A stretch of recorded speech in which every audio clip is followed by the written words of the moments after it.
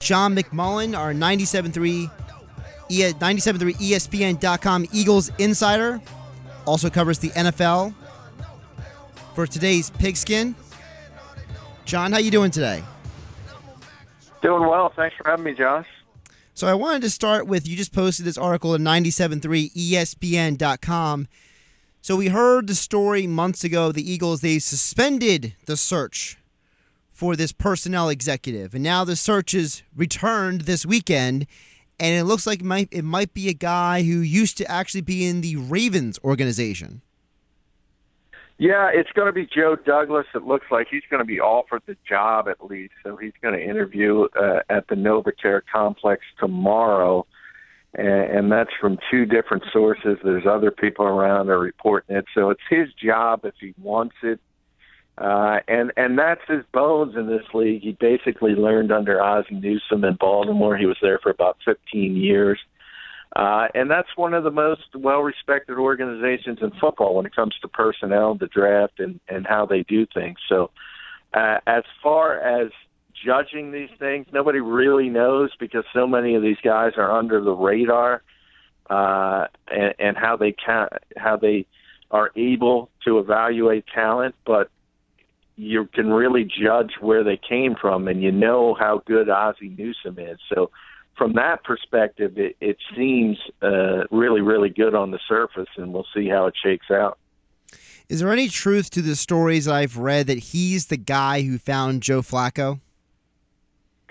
Yeah, he was their East Coast scout, and he was pushing for Joe Flacco. So the Ravens admitted that and basically have given him credit for that aspect. But I don't think a lot of people realize when they compare Joe Flacco to Carson Wentz, Joe Flacco went to the University of Pittsburgh first, Correct. And I think people forget that.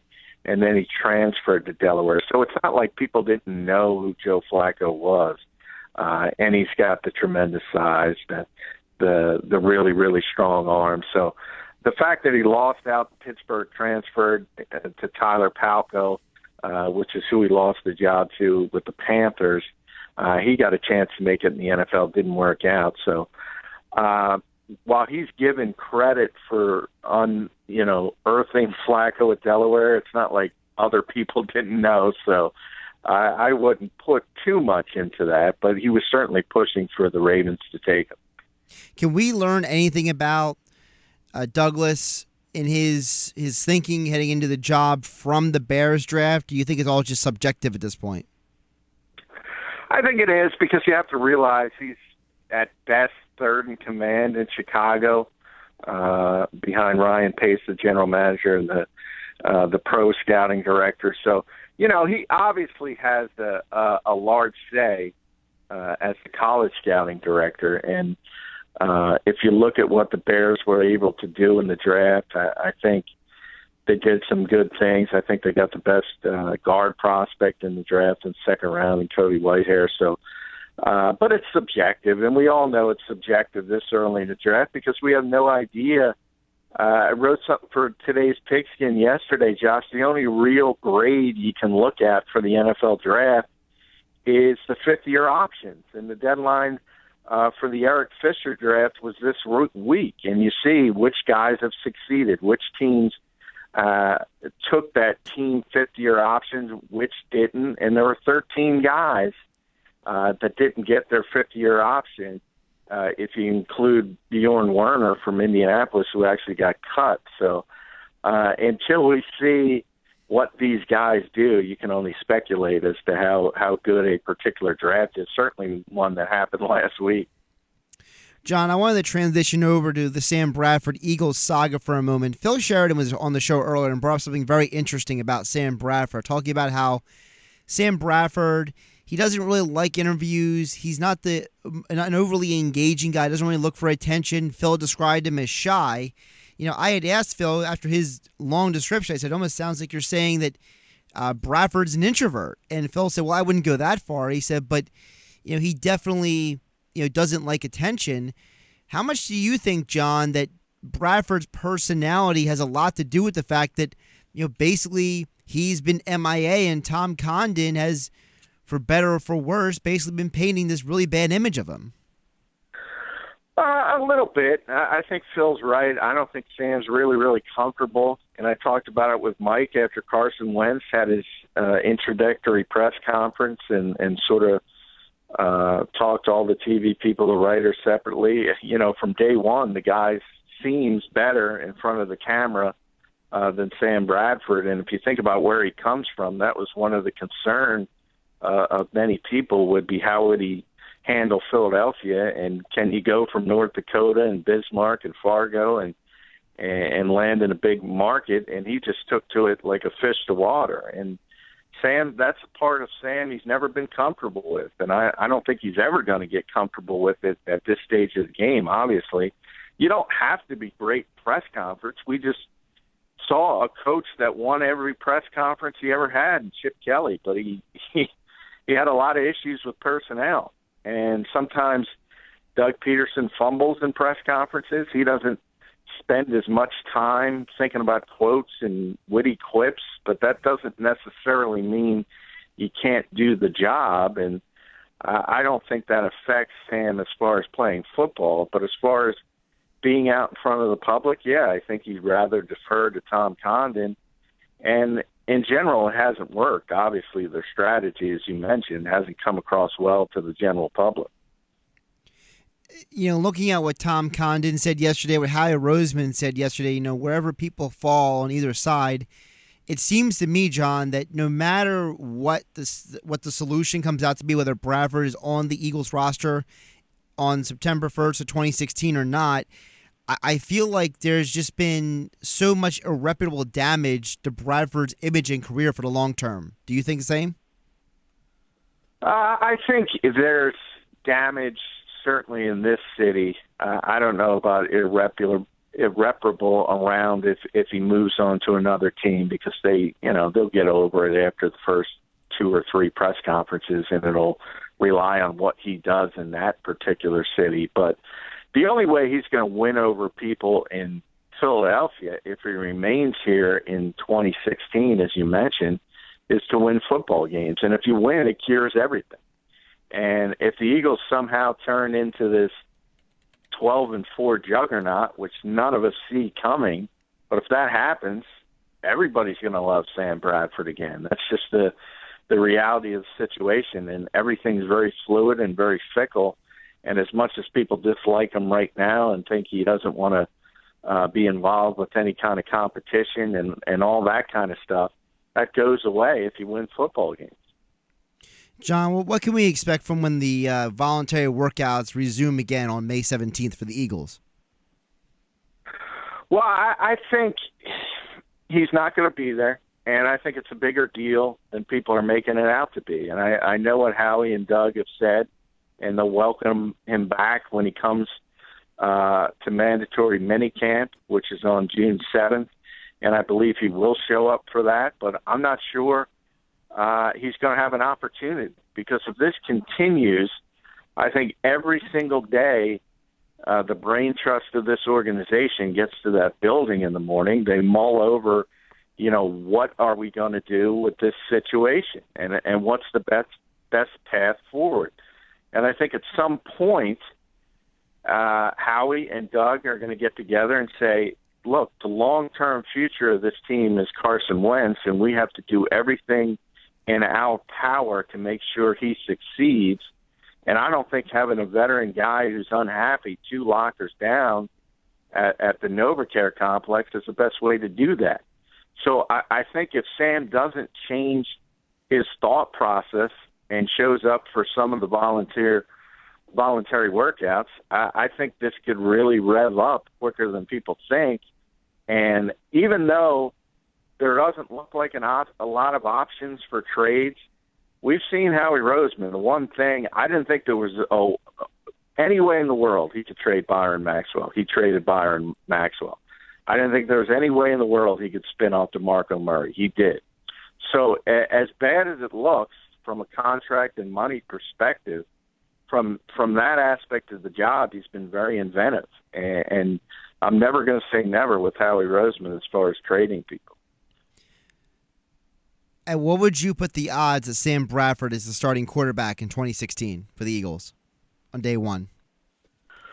Well, before the draft, I would have put it at 75, 80%. Now I think it's the other way. I think it's less than 50 that he'll be the starting quarterback week one for the reason I just mentioned. I think at some point the Eagles know they're not going to be a contender either way, and they want to make sure that Carson's a success, and they don't want to poison the well, so to speak, by having such a disgruntled guy there. The one issue I know they're concerned about is the 2017 first-round pick going to Cleveland, because if they're really, really bad, and let's face it, they probably will be if Carson Wentz plays significant time, and that's not a criticism of him. That's just the reality of playing a rookie quarterback in the NFL. You're going to struggle. And if that means you're going to be giving Cleveland a top 5 or a top 10 pick in next year's draft, that's not going to look very good for this organization moving forward. So I know that's their biggest concern about how to move forward in this whole circumstance. We're talking with John McMullen, our 97.3 ESPN.com Eagles insider, also covers the NFL for today's Pigskin. John, I wanted to switch over to a couple NFL stories here. First, this is just coming off the wire here about an hour or two ago. With the 49ers, apparently their tight end Garrett Selleck, he has told reporters that BlaineGabbert has usurped Colin Kaepernick as the 49ers starting quarterback, getting most of the work in workouts. Your thoughts on that? Well, yeah, but remember, Colin Kaepernick had 3 surgeries in the offseason. He's not even cleared to throw at this point. I know they're hopeful that he will be, I think, in May. So it's coming up sometime in May. So it's coming up very quickly. So he's not 100% healthy, number one. Number two, obviously you have the disgruntled aspect of Kaepernick, and he dislikes the organization, dislikes the general manager, Trent Baalke, and what they did to him last year.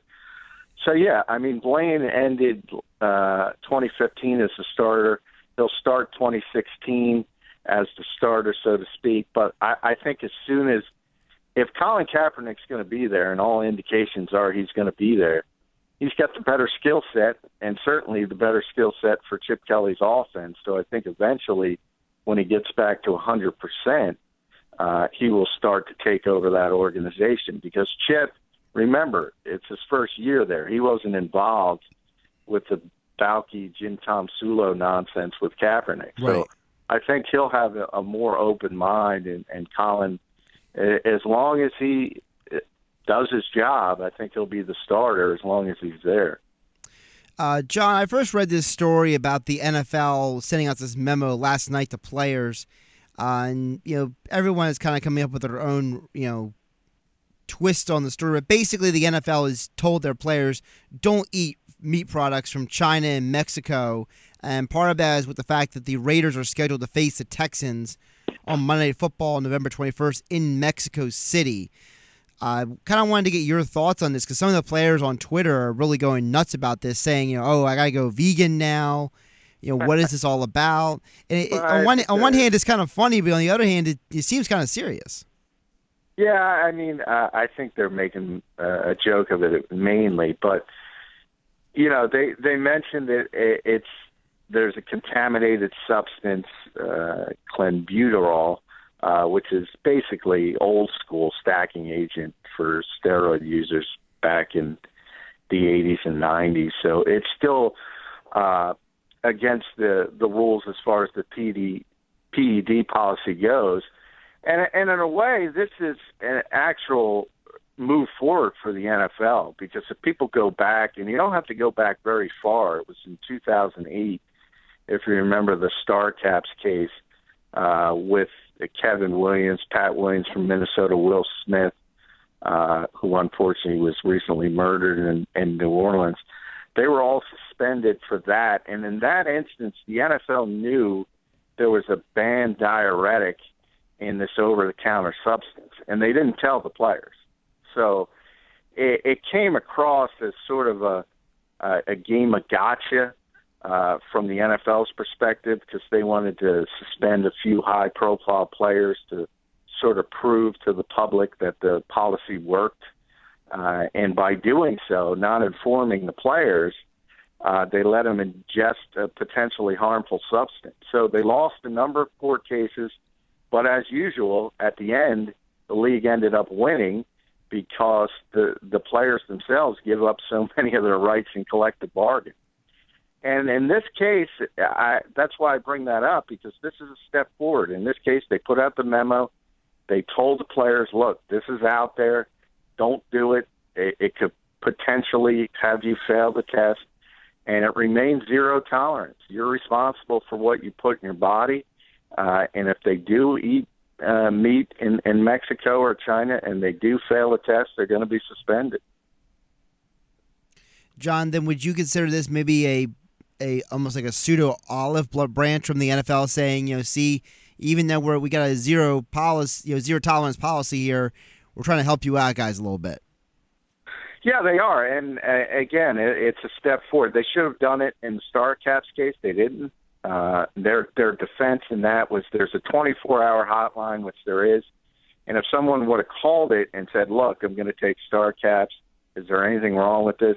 They would have been informed, do not take it. But that's easy to say, and few people do that.